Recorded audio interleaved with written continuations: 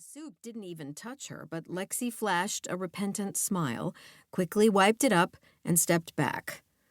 Whatever. She'd made it to the table, remembered everything they ordered, and only had one customer waiting. She was taking the win.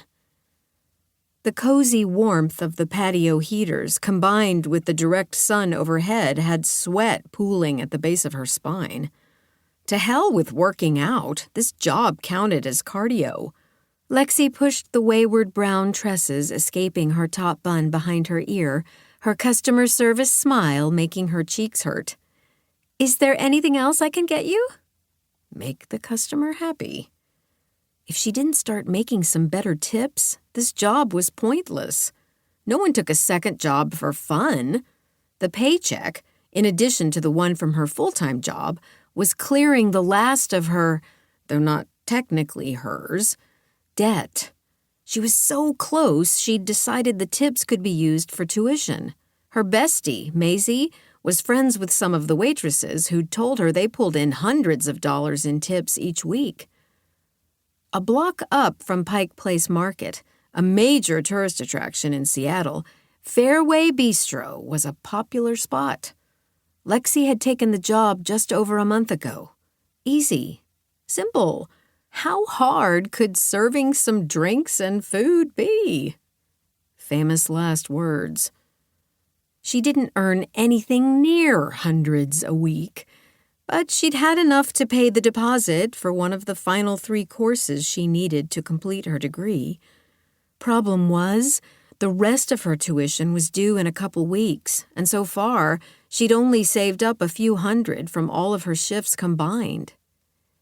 "Could I have that refill on my coffee, please?" one woman said.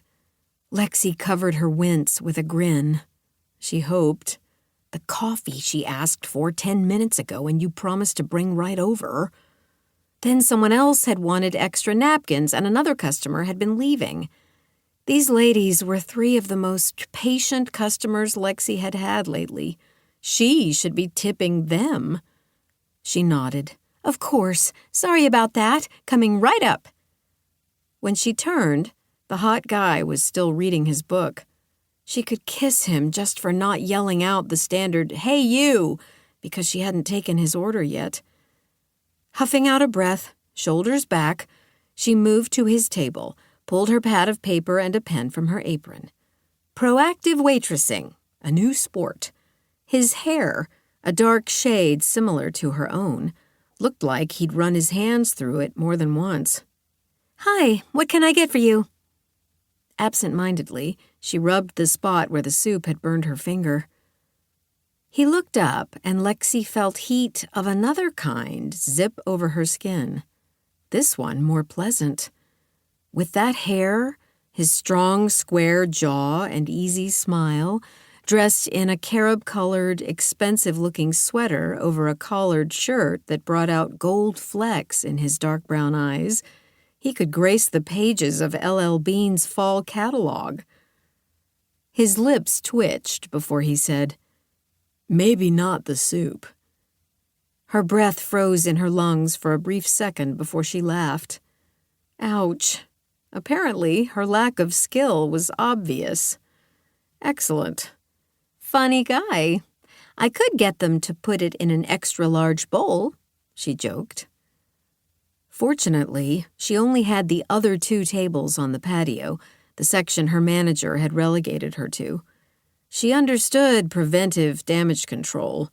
The inside of the restaurant was packed, and other serving staff often bragged about the money they brought in on the lunch shift.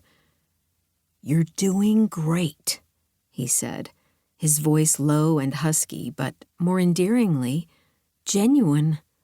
It was a lie, but she damn sure appreciated the words.